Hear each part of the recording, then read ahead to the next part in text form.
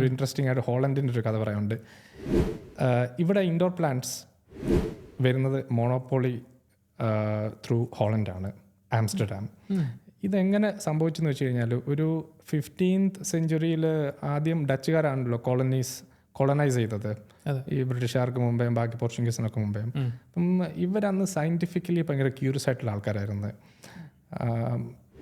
വേൾഡിലെ ആദ്യത്തെ botanical garden വന്നത് ഹോളണ്ടിൽ, ആംസ്റ്റർഡാമിലാണ്.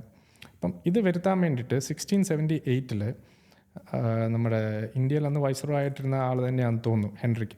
പുള്ളി ഇനിഷ്യേറ്റീവ് എടുത്തിട്ട് പ്ലാന്റ്സിൻ്റെ ഏറ്റവും കൂടുതൽ കളക്ഷൻ അല്ലെങ്കിൽ ഡീറ്റെയിൽസ് കിട്ടാൻ സാധ്യത കേരളത്തിൽ നിന്നായിരിക്കും എന്നുള്ളൊരു അസംഷനിൽ പുള്ളി ഒരു ടീമിനെ ഡിപ്ലോയ് ചെയ്തു നമ്മുടെ ട്രിവാൻഡ്രത്തെ വെസ്റ്റേൺ ഗട്ട്സിലെ ഫോറസ്റ്റുകളിലൂടെ.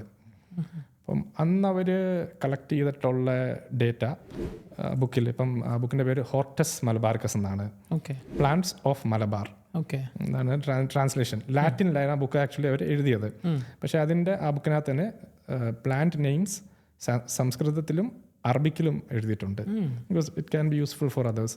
പിന്നെ ഒരു ആയുർവേദ ടെക്നീഷ്യൻ, ആയുർവേദിക് ആളും കൂടെ ഇവരുടെ ഉണ്ടായിരുന്നു. അപ്പോൾ ഓരോ പ്ലാന്റിൻ്റെ ബെനിഫിറ്റ്സും ഈ അഥവാ ആയുർവേദത്തിലോ മെഡിസിനൽ പ്രോപ്പർട്ടീസ് ഉണ്ട്, അത് ഒരു നോട്ട് ചെയ്ത് വെച്ചു. പിന്നീട് ഉണ്ടായെന്ന് വെച്ച് കഴിഞ്ഞാൽ, ഈ അടിക്കാടുകളിലൊക്കെ ഉൾക്കാടുകളിലൊക്കെ ലൈറ്റ് ഇല്ലാണ്ട് വളരുന്ന പ്ലാന്റ്സ്, അതിൽപ്പെട്ടതാണ് ഈ മണി പ്ലാന്റ് പോലത്തെ സാധനങ്ങളൊക്കെ. ബേസിക്കലി കേരളത്തിൽ ചെന്ന് കഴിഞ്ഞാൽ നമ്മളൊരു കണ്ണ് തുറന്ന് ശരിക്കും നോക്കുവാണെങ്കിൽ ഒരു കാട്ടിൽ 1 മില്യൺ ദർഹത്തിന് ഇക്വലൻ്റ് ആയിട്ടൊരു പ്ലാന്റ് ആയിരിക്കും നിങ്ങൾ കാണുന്നത്, ഒരു പ്ലാന്റ് ട്രേഡർ ആണെങ്കിൽ. ഇവിടെ വന്ന് ചട്ടിക്കകത്ത് നമ്മൾ 100, 150, 500, 600 വിൽക്കുന്ന സാധനം വെട്ടിക്കളയുക അവിടെ. അപ്പോൾ ഇവർ ഇതിനെ റൂട്ടോടെ കൊണ്ടുപോയി ഈ ബൊട്ടാണിക്കൽ ഗാർഡനിൽ വെച്ചിട്ട് എക്സ്പെരിമെൻ്റ് ചെയ്ത് എത്തിയ ഒരു കൾച്ചറാണ് ഇൻഡോർ പ്ലാന്റ്സ് എന്ന് പറയുന്നത്. ബേസിക്കലി അതിന് മുമ്പ് ഇൻഡോർ പ്ലാന്റ് കൾച്ചർ ഇല്ല. ഈ നമ്മൾ കാണുന്ന ഇൻഡോർ പ്ലാന്റ് എല്ലാം ലൈറ്റ് ഇല്ലാണ്ട് കാട്ടുകളിൽ വളർന്ന സാധനമാണ്.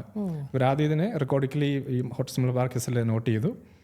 പിന്നെ ബോട്ടണിക്കൽ ഗാർഡനിൽ കൊണ്ടുപോയി 1678 ഒരു 17th century, late 17th 18th ഒക്കെ ആയപ്പോഴത്തേക്കും യൂറോപ്പിൽ ഇൻഡോർ പ്ലാന്റ്സിൻ്റെ ഒരു കൾച്ചർ വളർന്നു.